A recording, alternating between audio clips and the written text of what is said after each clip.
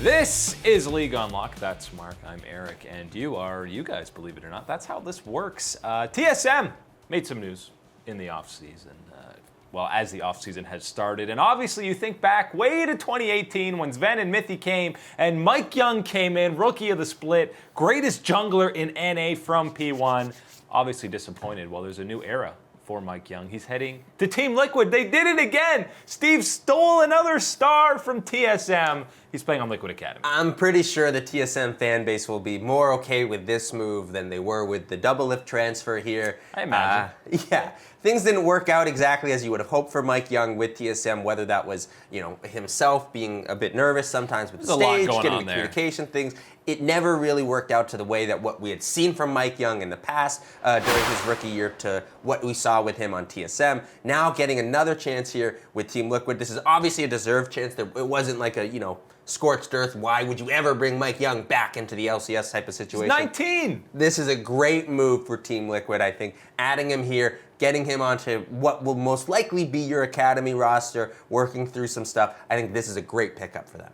Yeah, I'm happy to see him getting a fresh start on a new squad. He definitely needed to get out of TSM just with how things ended. And the fact that people are basically saying this guy's career is done is absolutely insane. He's not even 20 years old, and he was only on P1 for half a split when he made a name for himself and became rookie of the split. He got thrown into the fire a little bit too early, being the starting jungler on TSM with 4 veterans around him and some of the best players in Western League of Legends history.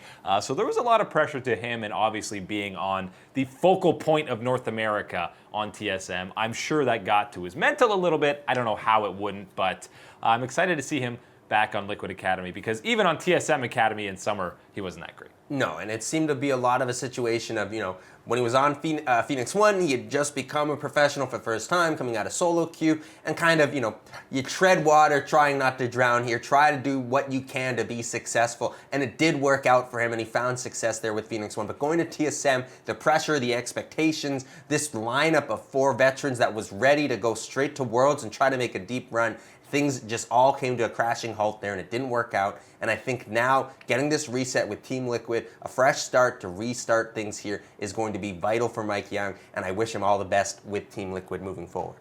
And who knows, maybe eventually he'll be promoted to that starting lineup.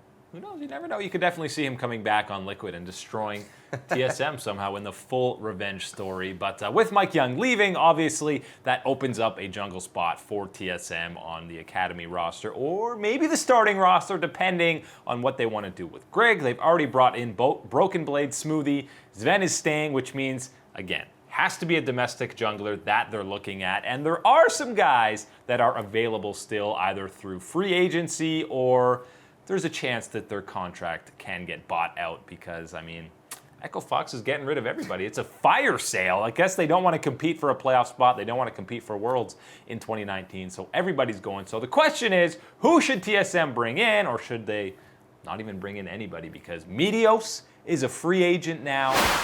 You've also got the likes of Acadian, who's a free agent. The main 2 that people, TSM fans, are talking about are Dardoch and Acadian to bring in.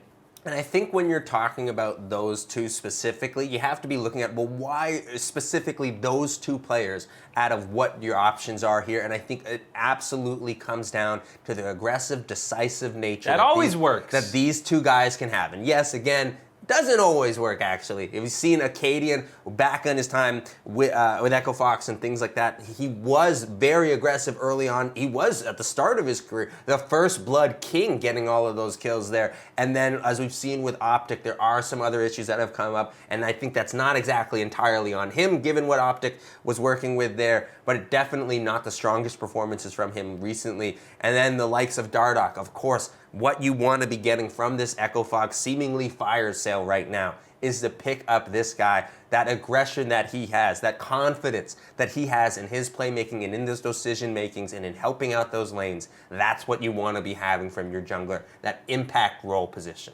And we have Xmithy on this list here. That's solely because of that tweet he sent about his trip with him and Ole, saying, wherever we may play next split, let's play well. I'm pretty confident he's going to be on Liquid in 2019. He's going to be on Liquid. I'll just flat out say it. He will be on Liquid. But I do understand that people want to maybe take a little bit of a look here, and especially when you're looking at TSM would love to have him. Right, especially when you're looking at that Team Liquid roster and you think, well, who might a team call up and try to poach away from you here, try to make an arrangement to try and take something so you might be able to try and upgrade yourself. Smoothie seems to be that option that someone might be able to pry away from the likes of Steve and Team Liquid. And hey, if Team Solo Mid could steal away something like that type of veteran presence there and add that to this team, Smoothie would be quite the steal for them. I can't imagine Steve letting that happen. And I hope not.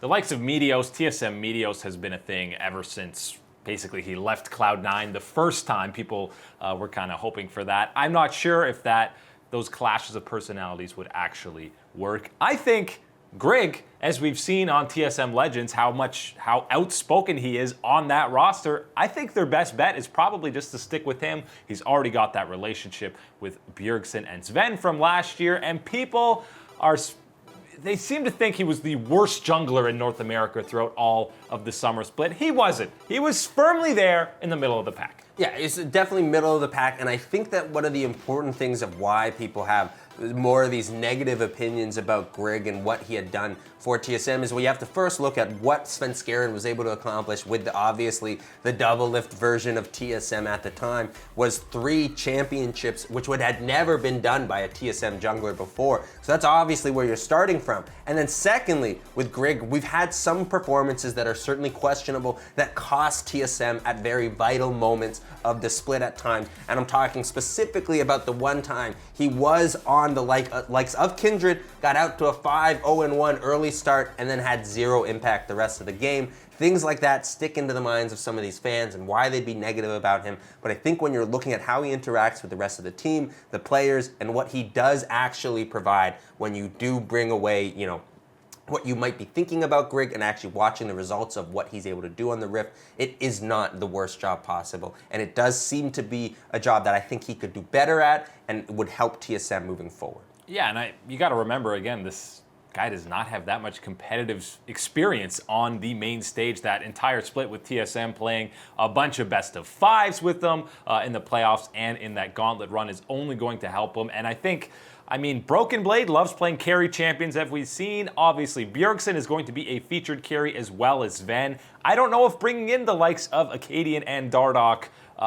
someone who's going to be so aggressive in that early game, is going to be the best for the squad because you theoretically have so much late game insurance with all those carries, but we thought that'd be the case, and it wasn't in 2018. Right, and it's not like this is a skill that you can always bank on here, but you do have to remember that Grig did have a bit of a proficiency for stealing away things with the Smite. The Smite God. Whether it was Baron or whether it was Dragon, and whether it was even actually worth to make those steals in the first place. It didn't matter. Grig was able to secure them, and I think that is something that they can work around, maybe improve upon the communication around that moving forward, and use it as a vital tool in their skill set.